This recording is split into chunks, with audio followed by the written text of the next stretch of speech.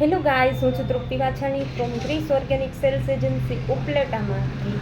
કેમ છો બધા મિત્રો અને ખેડૂત, ખાસ કરીને ખેડૂત વર્ગ જે મારા વિડીયોઝ જોવે છે કે મારા ઘણા બધા કોન્ટેક્ટમાં છે અને ઘણા બધા મને ફોલોકિંગ કરે છે કે ભાઈ આપણી વાતને સ્વીકારે છે, એ લોકો સુધી આ વાત છે મારી. અને દિલથી વાત છે કે ભાઈ મારી વાત જો સારી લાગે તો મારી વાતને શેર કરજો.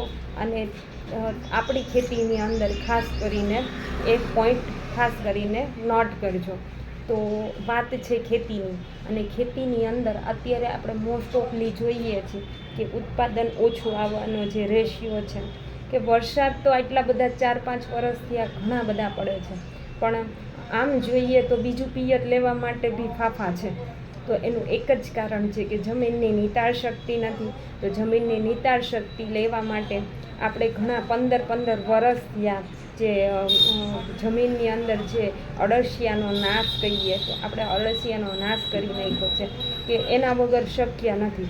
અળસિયા છે આમ કહીએ ને કે કુદરતના એવા કહીએ કે વફાદાર કામદાર છે કે એમનું 1 પણ રૂપિયાનું ચાર્જ લીધા વગર, ખેડૂતોને 1 પણ રૂપિયાનું ચાર્જ લીધા વગર કામ કરે છે. કેમ કે મફતનું મજૂર કહીએ ને તો બી ચાલે, કે 24 કલાક 12 કલાક બી નહીં, 24 કલાક કામ કરે અને બદલામાં શું આપે છે? તો ઘણું બધું આપે છે. જમીન ફળદ્રુપતા આપે છે, ઘણું બધું આપે છે.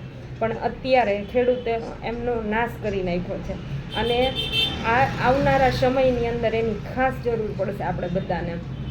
તો અળસિયા જ્યાં સુધી આપણે યુરિયા DAP જ્યાં સુધી વાપરશું ત્યાં સુધી અળસિયા ઇમ્પોસિબલ વસ્તુ છે.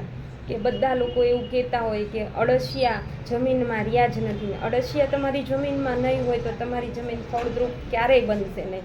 એટલે પહેલાં તો આપણે જમીન ફળદ્રુપ ઉપર ફોકસ કરવો જોઈએ. તો જમીન ફળદ્રુપ ઉપર પહેલો જે પાસો હોય છે તો કે દેશી ખાતર. તો બધા લોકોનો એવો સવાલ હોય કે દેશી ખાતર ભરીએ તો મુંડાના પ્રશ્ન આવે.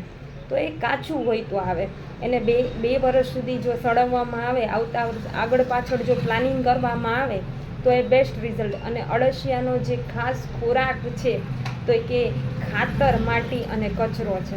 ખાતર, માટી અને કચરો ખાઈ અને જમીનને એકદમ ક્લીન કરવાનું કામ કરે છે, એમ ઓછી અને ભરભરી કરવાનું કામ કરે છે.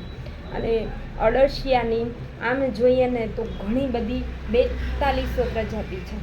4200 પ્રજાતિ છે. અને અળસિયા વિશે આમ કહીએ ને એટલું ઓછું છે. એમ કે એમ એક રિસર્ચ પ્રમાણે કે અળસિયાનું માનવ જાતિ પહેલાં પણ આપણે જ અહીંયા આવ્યા પછી જમીનને ખતમ કરી નાખી છે, પણ અળસિયા માનવ જાતિના પહેલાં પણ જે પ્રક્રિયા 24 કલાક કરતા હતા અને એની અંદર પહેલાં પણ હતા. એવું નથી કે આપણે જોયા છે એટલે જ, કે અળસિયા પહેલાં પણ એ પ્રક્રિયા કરતા હતા. એટલે આપણે આમ જોઈએ ને